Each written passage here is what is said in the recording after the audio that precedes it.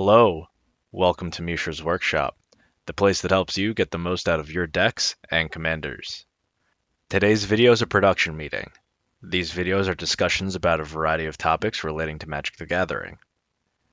It's also kind of a toolbox episode, so I'm going to be giving you deck building tips and tricks, as well as card analysis for the gray area between high-level casual and low-level competitive. The topic of today's video is Secret Lair: The Walking Dead. I was going to make this video earlier, but I knew that WotC still had some tricks up their sleeves, so I waited until the full reveal. Now, as I said, this is going to be a combination episode where we're going to be going over the cards themselves, but we also have to talk about the controversy surrounding the Secret Lair. So the video is going to be split up into two parts. One's going to be talking about the cards themselves, and the other is going to be talking about the set. And I believe that is a long enough introduction, so let's get right into it. Secret Lair: The Walking Dead has 5 brand new, functionally unique legendary creatures, based on characters from AMC's The Walking Dead. These cards are black border and legal in Legacy, Vintage, and Commander, and are only available until October 12th of this year.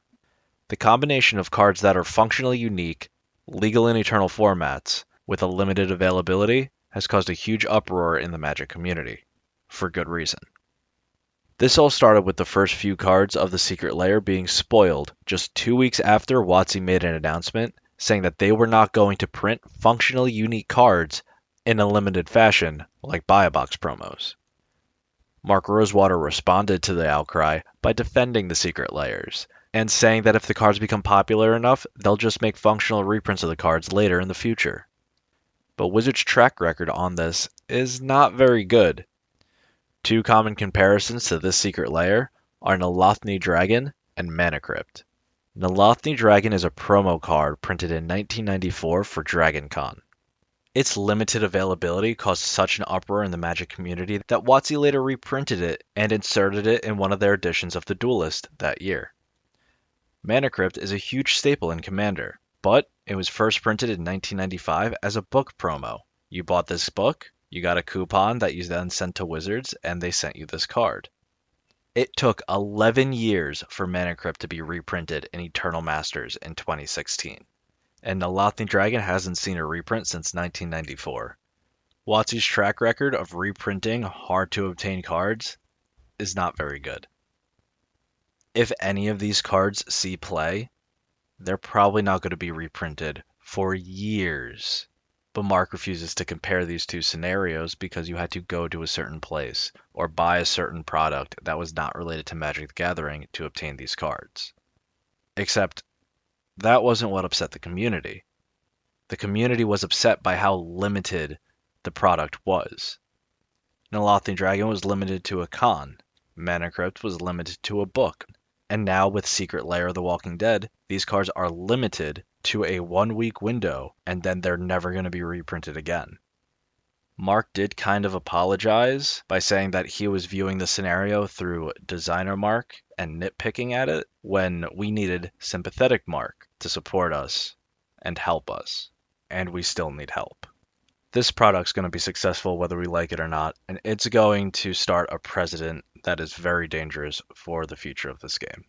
And honestly, we should have seen this coming with the Godzilla cards.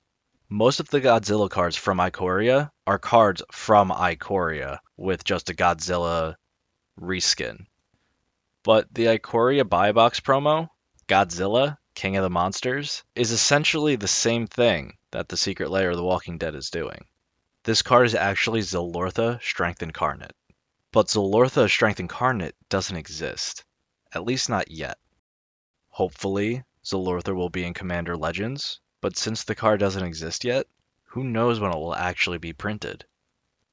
And finally, the Rules Committee decided to not ban these cards in Commander, and I understand why. They were in a very, very difficult position, but there is no real reason to ban these cards. The cards on the ban list are mechanically unhealthy for the game. They're not morally unhealthy. Besides, the Rules Committee is more like guidelines than anything. Commander is a casual format, so if you don't approve of a product, ban the cards in your own personal playgroup. If you're really that worried about playing against them, ask ahead of time if someone's playing one of the cards. If you just want to play the cards yourselves but not give WotC your money, proxy them. Commander is your format, not WotC's. Rule 0 is still there for a reason. Now, that's a general overview about how I feel about the Secret Lair of the Walking Dead.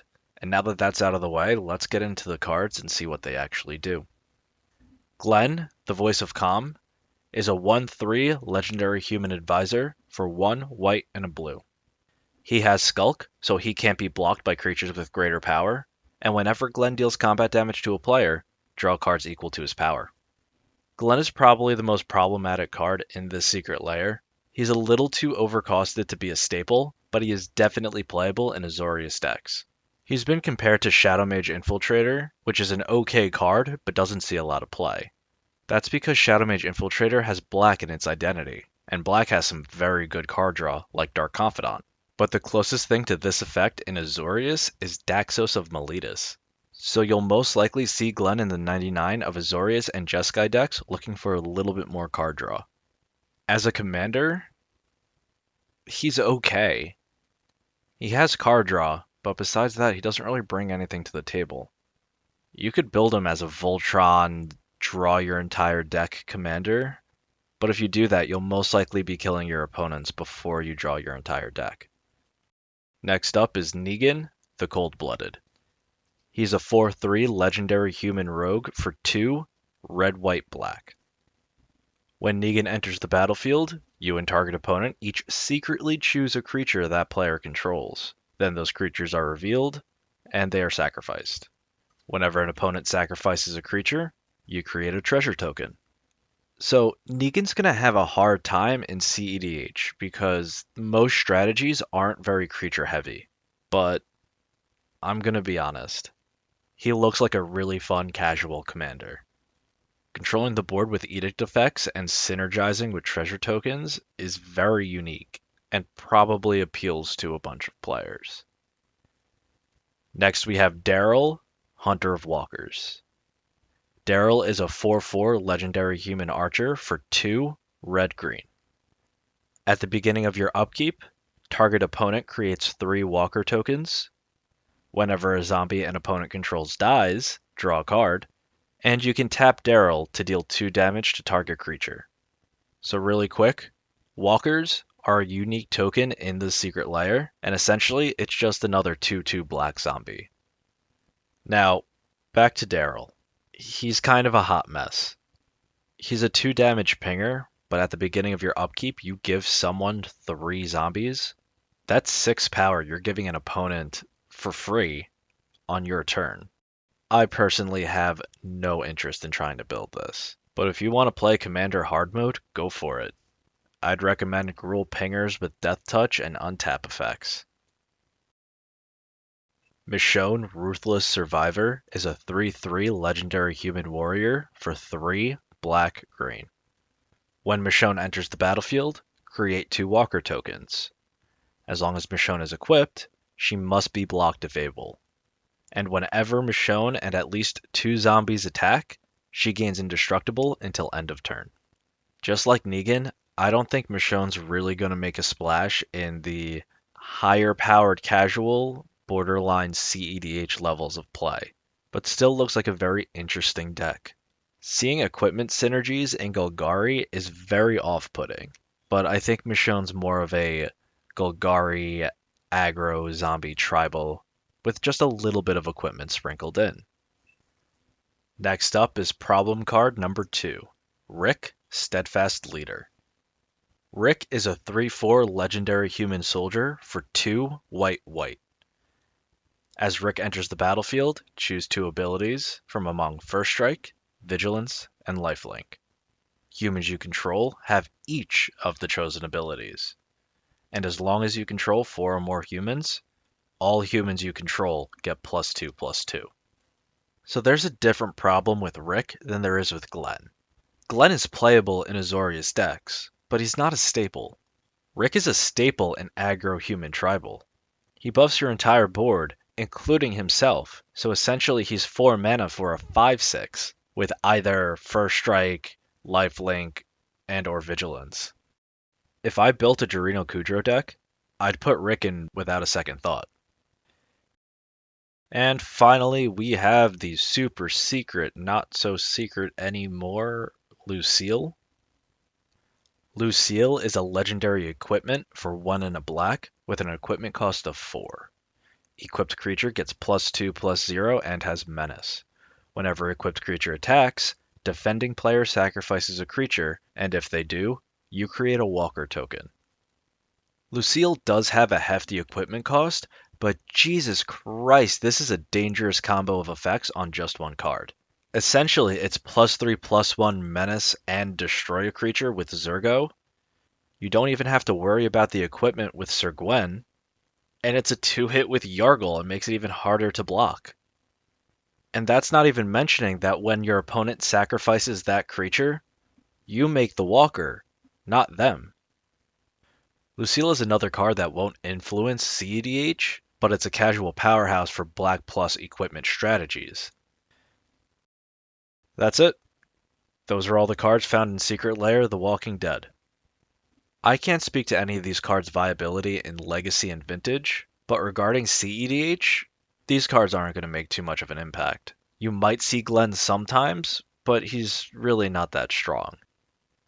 But when we look at this as a casual player, this is where the problems show up. Lucille is a super powerful equipment. Rick is a staple in Human Tribal, and Negan just looks fun to build around.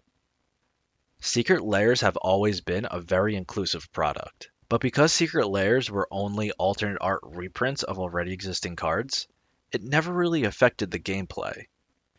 Putting functionally unique cards that are legal in Eternal formats in Secret Lairs sets a really dangerous precedent for the game, and puts players like me in a very difficult position.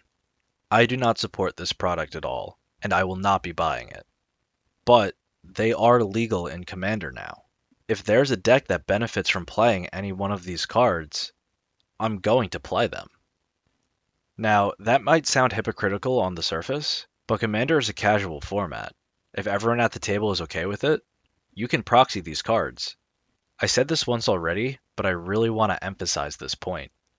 Commander is our format, not Wizards. Rule 0 is there for reasons just like this. Thank you so much for making it this far. If you enjoyed the video, enjoyed's probably the wrong word, feel free to leave a like, subscribe, and leave a comment down below and tell me what you think about Secret Lair, The Walking Dead.